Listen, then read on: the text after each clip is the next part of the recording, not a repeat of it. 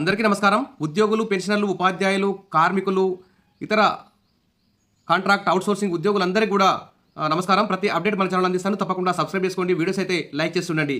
ఇక వివరాలకెళ్తే ఉద్యోగులకు ఇకనైనా భరోసా ఇవ్వాలి. ప్రభుత్వ పథకాలను, సంక్షేమ కార్యక్రమాలను ప్రజల వద్దకు, లబ్ధిదారుల వద్దకు తీసుకొని వెళ్లాల్సిన యంత్రాంగంలో వివిధ శాఖల్లో పనిచేసే ఉద్యోగులు, కార్మికులు, ఆశా వర్కర్లు, అంగన్వాడీ వర్కర్లు అయితే ఉన్నారు. వీరితో పాటుగా అసంఘటిత రంగాల్లో పనిచేస్తున్న కార్మికులు ఉంటారు. బాలబాలికల భవిష్యత్తును సమాజానికి ఉపయోగపడే మానవ వనరులుగా తీర్చిదిద్దేవారు ఉపాధ్యాయులు, అధ్యాపకులు.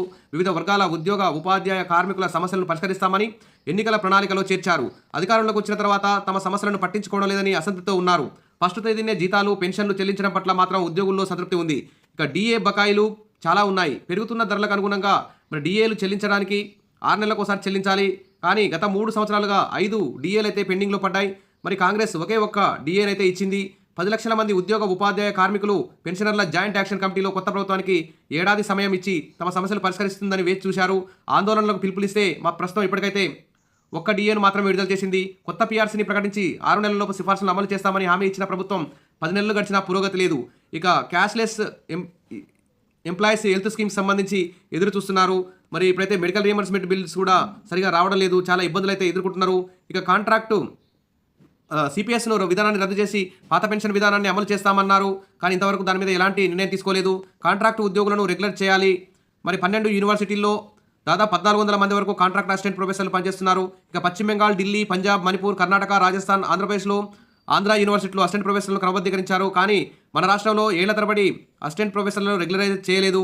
తర్వాత ఇక ఆందోళనలను పట్టించుకోవాలి. ఉద్యోగులు చేస్తున్నటువంటి ఆందోళనను ప్రభుత్వం అయితే పట్టించుకోవాలి. ఇటు సమగ్ర శిక్ష ఉద్యోగులను రెగ్యులరైజ్ చేయాలని చెప్పేసి, విద్యాశాఖలో విలీనం చేయాలని చెప్పేసి దాదాపు 10 రోజుల నుంచి వాళ్ళు సమ్మె చేస్తూనే ఉన్నారు. 317 జీవోకు సంబంధించి కూడా ఇంకా స్థానికతను కోల్పోయిన ఉద్యోగులకు కూడా న్యాయం చేయాలని, వారు కోరుకున్న జిల్లాకు బదిలీ చేయాలని ఇంకా డిమాండ్ అయితే చేస్తున్నారు. ఇక హామీలపై ప్రభుత్వాలు దృష్టి పెట్టాలి.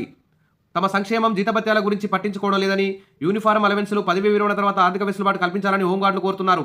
ఇక అసంఘటిత రంగంలోని భవన నిర్మాణ కార్మికులు, ఆటో డ్రైవర్లు, క్యాబ్ డ్రైవర్లు, స్విగ్గీ, జొమాటో ఈ విధంగా ఇలాంటి గిగ్ మరియు ప్లాట్ఫామ్ కార్మికులకు సామాజిక భద్రత కల్పించాలి. వివిధ వర్గాల సమస్యలను పరిష్కరిస్తామని ఎన్నికల సందర్భంగా హామీల అమలు ఆలస్యానికి కారణంగా ప్రభుత్వ ఆర్థిక పరిస్థితిని ఉద్యోగులు, కార్మికులు అర్థం చేసుకుంటున్నారు. కానీ ఏడాది కాలం గడిచిపోయింది. ఇప్పటికైనా ప్రభుత్వం ఉద్యోగులకు, కార్మికులకు, అంగన్వాడీలకు, ఆశాలకి, సమగ్ర శిక్ష ఉద్యోగులకు, ఇతర కాంట్రాక్ట్ అవుట్సోర్సింగ్ ఉద్యోగులకు ఇచ్చిన హామీలపై తక్షణం దృష్టి పెట్టాలని చెప్పేసి ఇక్కడ వేణుగోపాల్ గారు, పూర్వ అధ్యక్షుడు ఏపీటీఎఫ్ గారు అయితే చాలా చక్కని వ్యాసాన్ని రాయడం జరిగింది. ఇది నిజంగా ప్రభుత్వాలు ఉద్యోగులను ఎంత గాలికి వదిలేస్తున్నాయంటే, వివిధ వర్గాల ప్రజలకి ఎన్నో సంక్షేమ పథకాలను బడ్జెట్లో ఆదాయం లేకున్నా కానీ సంక్షేమ పథకాలు అమలు చేస్తున్నాయి.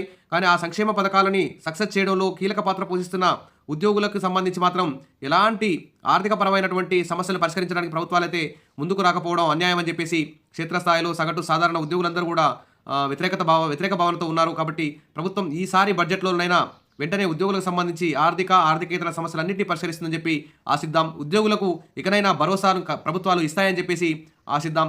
Wish all the best. మరిన్ని అప్డేట్స్ కోసం మన ఛానల్ని ఫాలో అవుతుండండి. వీడియోస్ అయితే లైక్ చేసి ఉండండి. Thank you.